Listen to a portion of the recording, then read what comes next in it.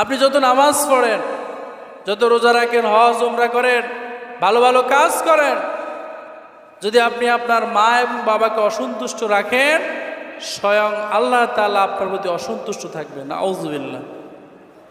নবী করিম সাল্লাল্লাহু আলাইহি ওয়াসাল্লাম বলেছেন, রিদাল্লাহি ফি রিদাল ওয়ালিদাইনি ওয়া সাখতুল্লাহি ফি সাখতিল ওয়ালিদাইন। যে সন্তানের প্রতি তার মা এবং বাবা সন্তুষ্ট, ওই সন্তানের প্রতি স্বয়ং আল্লাহ তাআলা সন্তুষ্ট। আর যে সন্তানের প্রতি তার মা বাবা অসন্তুষ্ট, সেই সন্তানের প্রতি স্বয়ং আল্লাহ তাআলা অসন্তুষ্ট। নাউযুবিল্লাহ। এবার সিদ্ধান্ত আপনার। মা বাপকে খুশি করলে খুশি হবেন কে?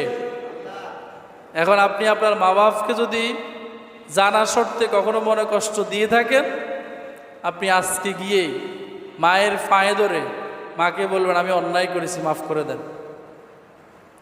যদি আল্লাহর সন্তুষ্টি পেতে চান। আর যদি মনে করেন যে না, দরকার নাই, আল্লাহ সন্তুষ্ট থাকলেও কি অসন্তুষ্ট থাকলেও কি যেমনি আছে এমনি, তাহলে আর কোনো কথা নাই। আর যদি আল্লাহকে সন্তুষ্ট করতে হয়, মা বাবার সাথে বেয়াদবি করলে মাফ চাইতেই হবে, কোনো কথা নাই। আপনাদেরকে আমি বলি, ধরেন আপনি বিদেশ ছিলেন 30 বছর, লাখ লাখ টাকা পাঠালেন, পাঠানোর পর দেশে আসলেন, একেবারে চলে আসলেন, এসে দেখলেন আপনার বাবা আপনার মা আপনার নামে 1 ঘন্টা জমিও কিনে নেয়, আপনার টাকা সব শেষ করে ফেলছে। এখন স্বাভাবিকভাবে আপনার এবং আমার কথা এটাই হওয়া উচিত, এরা জালেম, এরা কি, আমি টাকা দিলাম আমার জন্য কিছুই না। এরকম ঘটনা ঘটে না মাঝে মাঝে? অনেক প্রবাসীদের সাথে এটা ঘটে।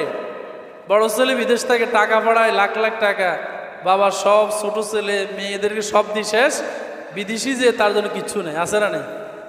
এরপরেও মুহাদ্দিসিনে কেরাম বলেন, ওলামায়ে কেরাম বলেন, এরপরেও মা বাবার দিকে চোখ তুলে কথা বলার কোনো সুযোগ নেই। এরা এমন এক জিনিস, এদেরকে আপনি সন্তুষ্ট রাখতে হবে।